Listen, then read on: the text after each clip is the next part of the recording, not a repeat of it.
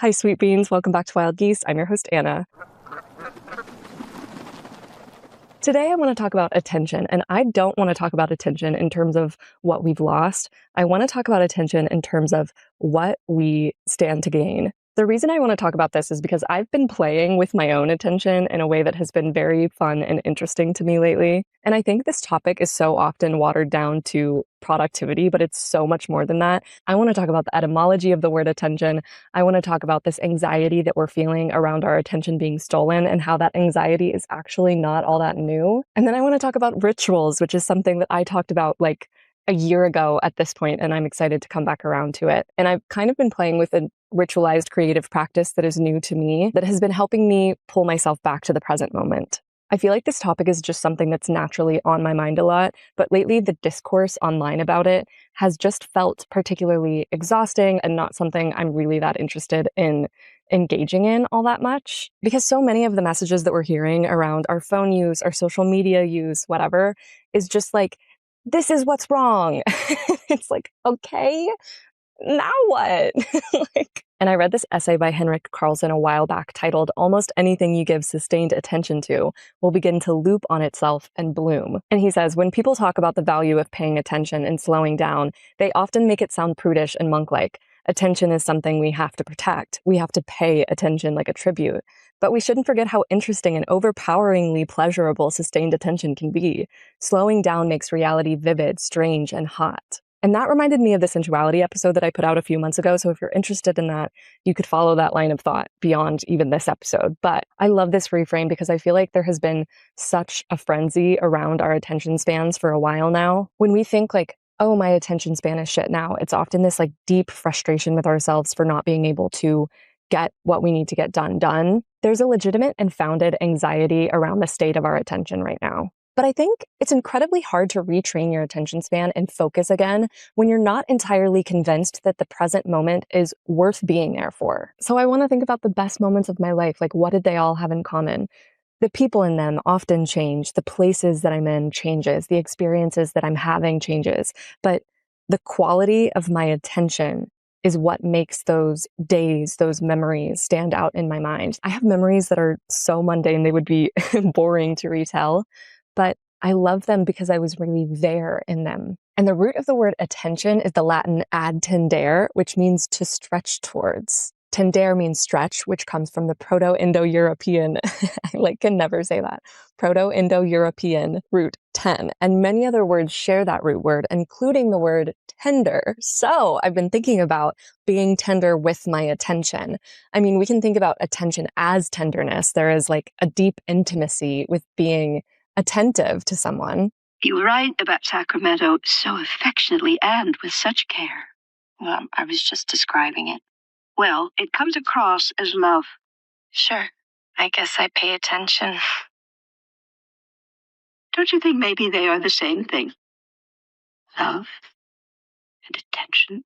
But also we can have that tenderness with our own attention, like gently trying to coax it back, play with it, pay attention to it, listen to it, instead of trying to like jam it into place. And one way to do this is to make sure you're not dealing with a bunch of digital clutter. That's why today's episode is sponsored by Opera, the web browser I've been using for a faster, safer, and smarter experience online. Opera has these aesthetic, customizable themes to choose from where you can play with things like the mode, intensity, animation, sounds, colors, shaders, and more. Unlike other browsers, these themes aren't just aesthetic, they actually feel like world building to some extent. I've also been loving Opera's split screen capabilities. Being able to see 4 screens at once and choose between vertical, horizontal, or grid layouts is a lifesaver in the video editing process. On top of that, Opera's sidebar feature makes it so that I no longer have to have additional tabs for things like Google Calendar or Gmail. I can access everything with one click, and I'm a girl that often forgets email exists, so this is a productivity lifesaver. And one of my favorite things about Opera is their video pop-out feature, which allows you to detach the video you're watching and move it beyond the browser window.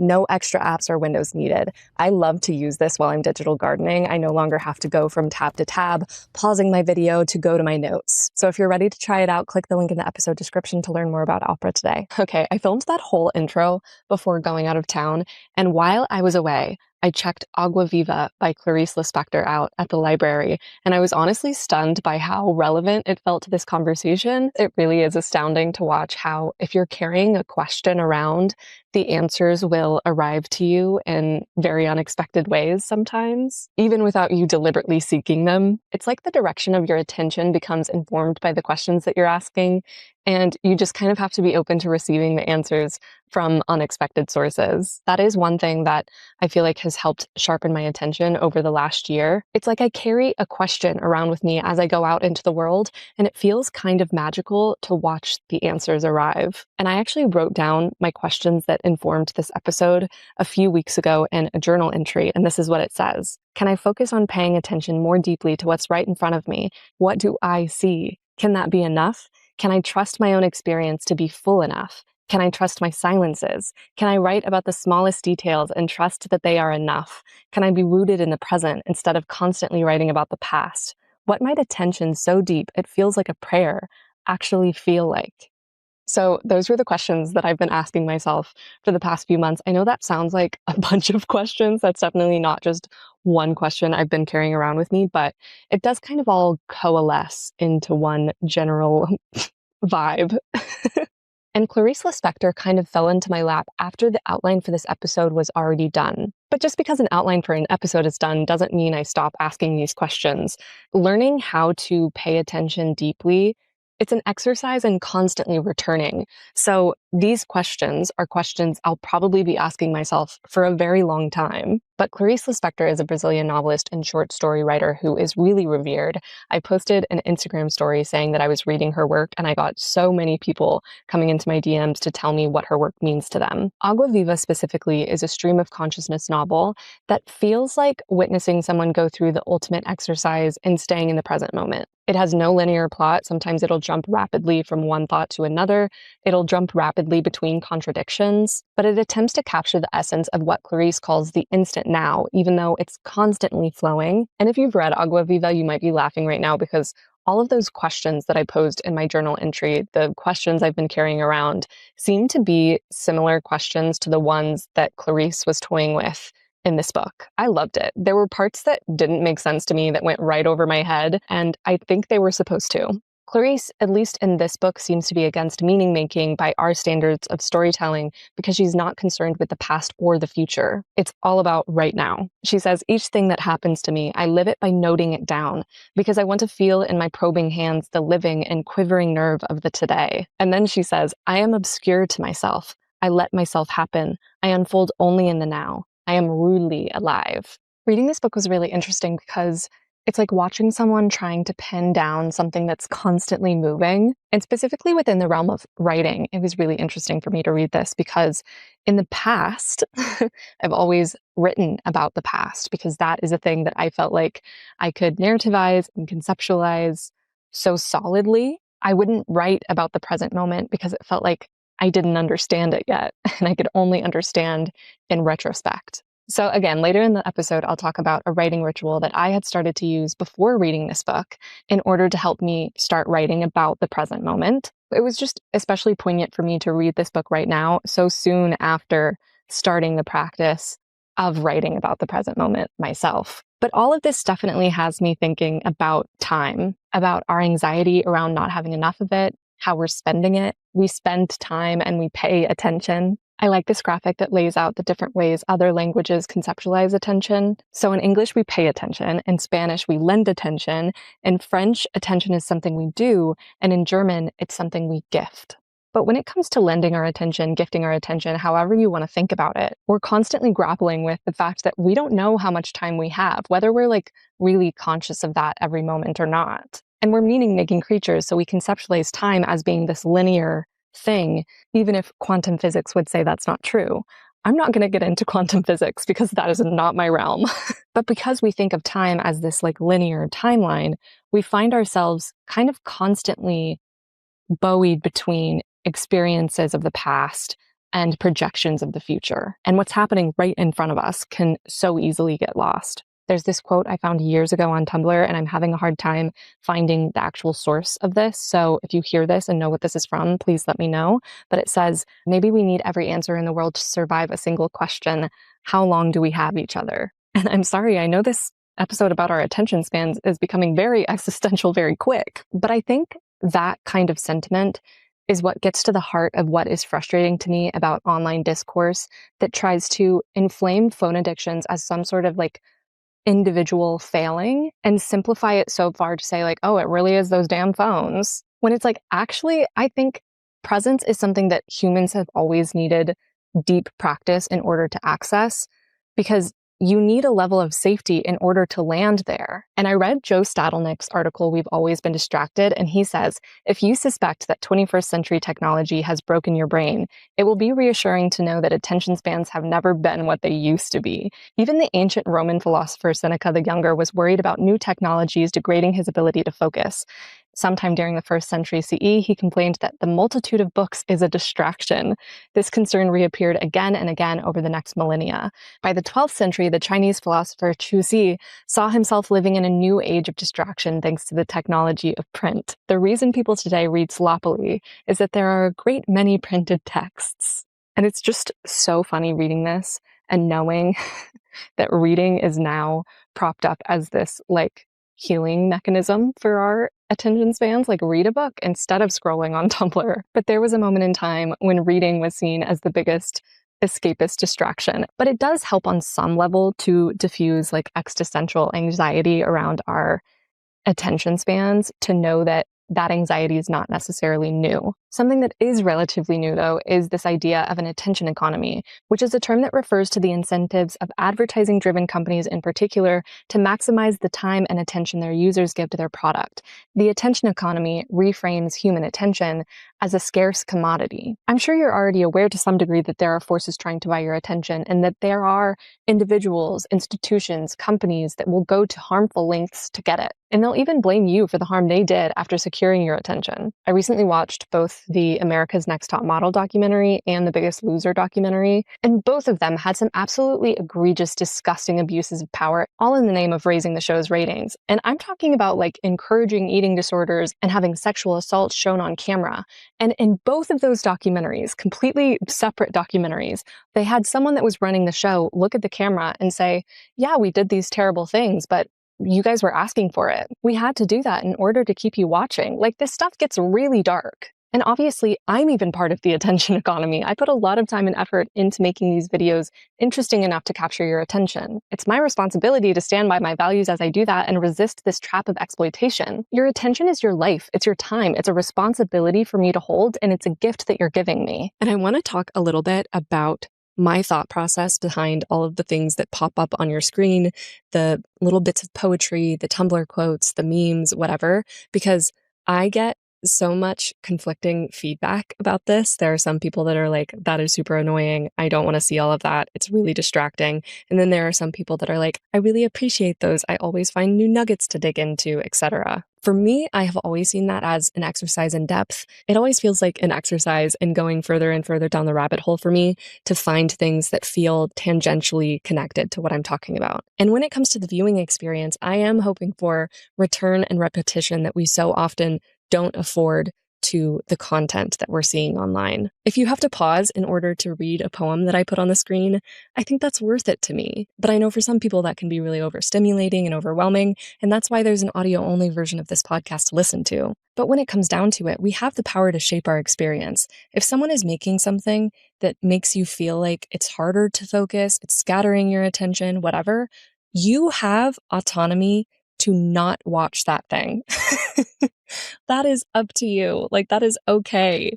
Part of tending to your attention is rejecting what doesn't work for you and not letting the algorithm fully control your experience. If you're watching this, though, you likely already know that, and you've probably seen the most recent backlash trend that I can think of, which is the analog living trend. If you don't know what I'm talking about, people going back to analog, trying to get off of the internet as much as possible, even creating these like analog hobby bags has been a huge, huge thing. There's been so much discourse around the analog living trend and whether this is just another excuse to indulge in consumerism or whether it's actually helpful in some way. I find myself really straddling the line here and frankly not really caring if I'm so honest with you. On one hand, I'm like, I think it's great that people are picking up hobbies outside of the digital space, kind of resisting the attention economy that's been pushed by big tech in such insidious ways. But a lot of people, of course, are saying this is performative. Why are you posting about being analog instead of just going analog, whatever? My hot take is that if something is performative, I literally could not care less. In much the same way as I don't care if someone picks up a reading for performative reasons, I don't care if they pick up an analog hobby for performative reasons. If they're actually crocheting or scrapbooking or gardening in the process, that probably will end up being a generative experience for them, even if they are posting while they're doing it. I just don't care. Does the analog living trend actually materially solve any problems or change anything long term? No. Would I ever expect social media trends to solve huge systemic problems?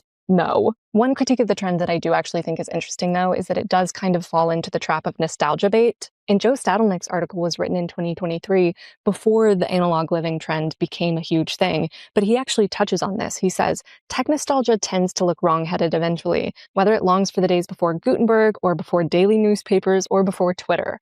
Joanne Hari's book Stolen Focus makes a good case that we need to work against the ways that our minds have been systemically rewired to align with the interests of tech giants, polluters. He doesn't believe we can actually opt out of the age of distraction by, say, ditching the smartphone. Indeed, we will still worry, as we should, about how our minds interact with external things. But together, we should imagine a future of more conscientious thinking, not a past. So what might it look like as we're navigating this attention economy to try to heighten our ability to focus, to maintain our attention in the present moment without falling into nostalgia bait, because that also takes us out of the present moment? And what's funny is I think my answer to this question right now, which again, like I was saying at the beginning, this answer is going to evolve as I continue to return to these questions. But right now, my answer is really a combination of two things that I have already talked about on this podcast, but I previously wasn't really bringing together. One of which is note-taking and the other is rituals. Essentially, I have been ritualizing my note-taking process. And I'm going to start with the rituals aspect of this. I spoke about rituals over a year ago, probably. I was basically saying when you ritualize your life becomes a work of art. I think, though, looking back at that video and hearing the way I was speaking about it, I think I was getting ritualizing and romanticizing a little bit mixed up. And I was missing the repetition element of rituals. I remember using examples like lighting a candle in the shower on a rainy day or like plating my food in a way that is aesthetically pleasing to me. And while these are things that I think can enhance your experience in the moment through aesthetics, I don't think that's quite what a ritual is. The definition of a ritual is a repetitive action or event that represents deeper religious, cultural, or social significance. And the element of repetition can definitely feel scary. It can feel like a turnoff because we've got like this limitless supply of information. The scroll is endless. The possibilities for our lives are endless, like where our lives are going to go. Repetition feels a little bit counterintuitive because of the way that society is like built today. It feels like, well, shouldn't we just be moving on so that we don't miss anything? But I think we have to accept this idea that we are going to miss something and kind of grieve that a little bit, whether it's like miss something happening online in online discourse, miss something that happened in the latest movie, miss something that happened in the latest book, or like miss an opportunity in your life. Like once you decide to really focus on one thing, that does mean sacrificing the things that you decide not to focus on. Creating rituals means baking in opportunities for repetition because repetition helps you feel safe in the current moment and it helps you go deeper into it. In Krista Tippett's book, Becoming Wise, An Inquiry into the Mystery and Art of Living, she says rituals are sophisticated, ancient intelligence about the body. Kneeling, folding hands in prayer, and breaking bread, liturgies of grieving, gathering, and celebration, such actions create visceral containers of time and posture. They're like physical corollaries to poetry, condensed economical gestures that carry inordinate meaning and import. Rituals tether emotion and flesh and blood and bone and help release it. They embody memory and communal time. And I think this idea of a visceral container of time, this embodiment of memory in communal time, I think that's something now that we have largely placed in the hands of social media, of our lives online. I think of like all the ghosts on the internet. When someone passes, we check their social channels, we talk to them, we say our goodbye messages to them online. Their pages stay up in memoriam to them. People often check social media before they do anything else in their day. It has become a morning ritual in and of itself. Vsauce has a great video on YouTube called like All the Ghosts You Will Be or something like that. I'll have it linked in the episode description.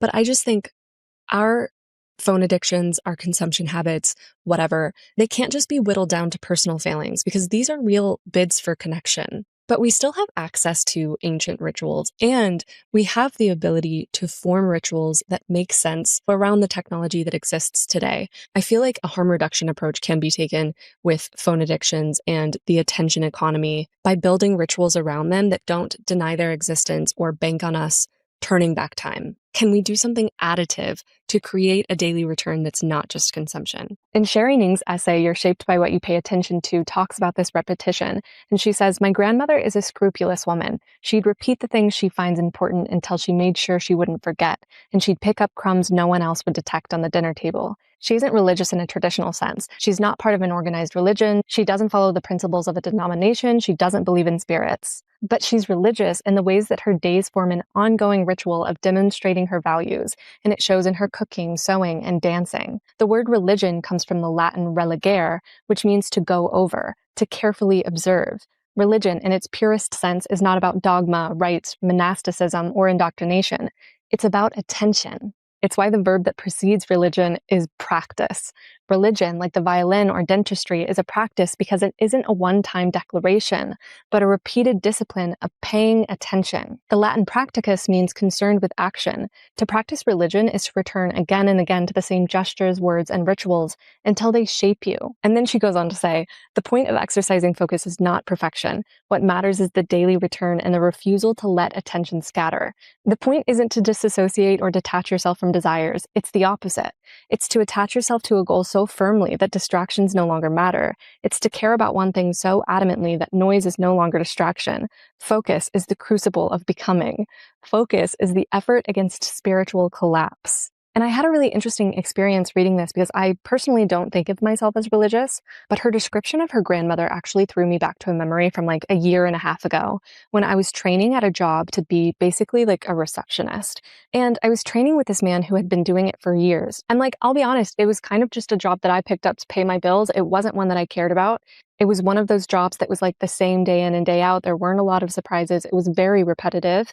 But this man that I was training with took it so seriously and paid such deep attention in every interaction that he had. He was so dignified in the work that he was doing that it almost felt spiritual. Like he completely refused to cut corners anywhere. And I remember like people would come up to the desk and talk to us. And after they left, he would be like, you never know who is having their only social interaction for the day. So it's really important that we give them our full attention and do our best for them. And it wasn't the like phony kind of customer service thing that customer service jobs do where it's like, oh, the customer's always right, like kiss their ass, whatever. Like he wasn't like that. It was just a deep care and attention to the work that he was doing and the people that he was working with.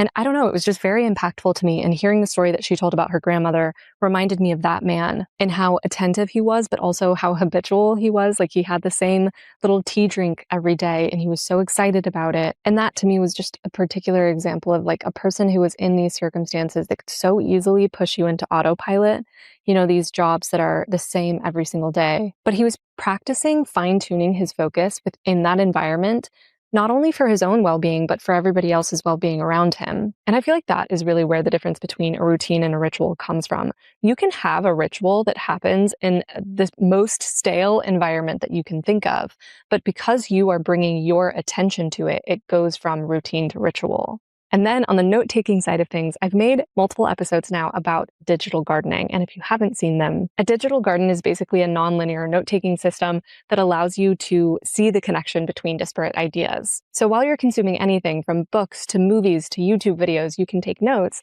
and then you can connect your notes. So you can have a note from a movie that you watched 2 years ago connect with a note that you made on a YouTube video that you saw today. And this basically helps in the creation process, no matter the medium you're in, whether you consider yourself to be a writer or not, because it helps you go deeper into the things that are snagging your attention. So there's digital gardening, and then I also kind of coined the term poetry watching on the sensuality episode. Essentially, poetry watching is kind of like people watching, but you're going out with the intent of listening for, looking for, and feeling for poetic moments, and then noting them down. So I had these two practices and I would do them sporadically, but I didn't necessarily have like a daily ritual to contain them. Not to say that all rituals need to be daily, but I personally just wanted my writing to be a daily ritual. So over the past few months, I've formed a couple of rituals that have helped sharpen my focus in the day-to-day. And I just want to be clear that I'm not sharing this with you to say that this is going to work for you.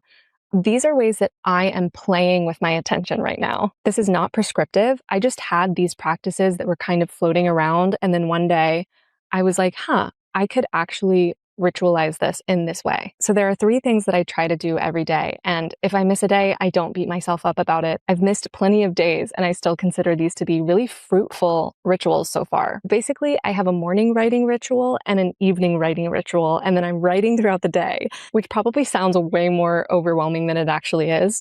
But I'll start with talking about the writing that I do throughout the day. So the writing that I do throughout the day is that poetry watching that I was talking about a second ago. And I do that on the Notes app on my phone because that has just been like the lowest barrier to entry thing for me. I know some people are like, I want to write notes physically, whatever, and they'll like bring a journal along with them everywhere. In fact, one of my best friends, Megan from high school, was like the OG poetry watcher in my mind because she had this journal that she would have with her everywhere and she would open it at any time and just write anything like in front of anyone. I have a weird thing about not wanting people to like read my writing. And I always feel like it's way too out in the open to just like pull out a journal on the subway and start writing. I feel more comfortable doing it in the Notes app. It's also just like, I don't really want to bring a journal around with me everywhere I go. Half the time I'm going places and I like don't have a big purse with me. So that's just the most practical way that I have found to do this. And these notes are an exercise in observance, not meaning making. Not to mean like if you do note something down that is you trying to make meaning out of something that's wrong, but I really try to stick with the senses so that I am taking notes on my present experience. It's not like I'm taking notes throughout the day where I'm like ruminating on something that happened a week ago or worrying about something that's going to happen a week in the future. These are often like completely disconnected one-liners just throughout the day when I remember to take note of what's happening right in front of me. And it's honestly really interesting to see what the things are that snap you to attention. I'm just going to read you one of my like throughout the day notes to show you a little bit more of what I'm talking about. It says, "We wake up to snowfall. It's anticipated but still lovely when it arrives. Lovely because we don't have to go outside. It's a privilege to look without touching. We crack the door open. The cat's nose makes it out. A snowflake falls on his ear. But he's back in and stretching on the couch within seconds. Cats know what they want. I'm still sick. My head feels like a balloon. It feels like lead every time I move too fast. Redacted makes me a breakfast burrito. I feel sick, yet taken care of. Sick and safe. Like a child who gets a day off of school. How long can I look at a thing? I don't need to create meaning. It's already there for me to see. My job is in the act of seeing. I like typing this out and hearing Redacted laugh on the phone with his brother. I like looking at his cat lounging on the gray chair next to the door. I like watching the people across the street baking in a kitchen that faces ours. His shirt is off. Her hair is wild with curls." So I don't know. Hopefully that makes it clear what I'm trying to do. I'm not trying to make a cohesive piece. I'm not trying to tell a story. I'm not trying to make it perfect. I'm literally just noting things down in the moment. And then I have what I'm calling a self-attunement ritual, which basically is just when I'm having my like consumption time, whatever it is, usually it's at nighttime when I'm like reading a book, watching a movie, watching a YouTube video, scrolling on TikTok, scrolling on Tumblr, whatever, I will also have a document open where I'm taking notes on all of the things that are striking to me. This self-attunement ritual is really just the digital gardening thing that I've already made multiple videos about. I'm calling it self-attunement though, because it does really help me attune with my own thoughts and feelings about the things that I'm intaking. I don't need to shame the shit out of myself for consuming content. I don't think that's helpful for any of us, but having this digital gardening self-attunement time helps me make sure that my own focus and attention and intention is online while I'm online. And then the last piece of this is the morning time writing ritual that I am calling the self-expression ritual. And basically what I've been doing is taking all of the notes from the day before, the poetry watching throughout the day notes, the digital gardening self-attunement notes, and I've been bringing them together and just expanding on them, expressing on them even more, taking a note that I wrote about a book and writing about it further, seeing what connections might exist with things that I've consumed in the past, fleshing out the poetry watching notes more. It's really whatever I want it to be, whatever's interesting to me that day, but I'll typically try to write for at least 15 minutes. And this morning self-expression ritual is really where the repetition comes into play beyond just having a thing that you're doing every day or trying to do every day. It's an act of returning to the moments that stuck with me and the art that moved me. Going back to Henrik Carlson's essay from the beginning of this episode, he says that art is guided meditation. And sometimes it's as simple as reminding my mind and body to tune in a little bit longer to the things that meant something to me. It's really helpful to have a container where I'm reminded to return and go deeper. And that's really it. I know not everyone is into writing, so this is not going to be universally applicable, but I think of Clarice Lispector, who also was a painter, and she talks in Agua Viva about painting as a way of presence as well. And she says, more than anything, I paint painting. I think forming a ritual around whatever your artistic practice is can be like a doorway into guided meditation and mindfulness. And these rituals can be formed with our modern state of attention in mind. There is art all over the internet, and I've heard some people say otherwise, and I just think that that's ridiculous. This is a gathering space for artists. It's a sharing space for artists. So if you're here, you know that meaning and beauty in art is here too. Can you see it? You don't have to invent, you can just see. All right, I believe that is all I have for you this week. I will talk to you in 2 weeks. Bye.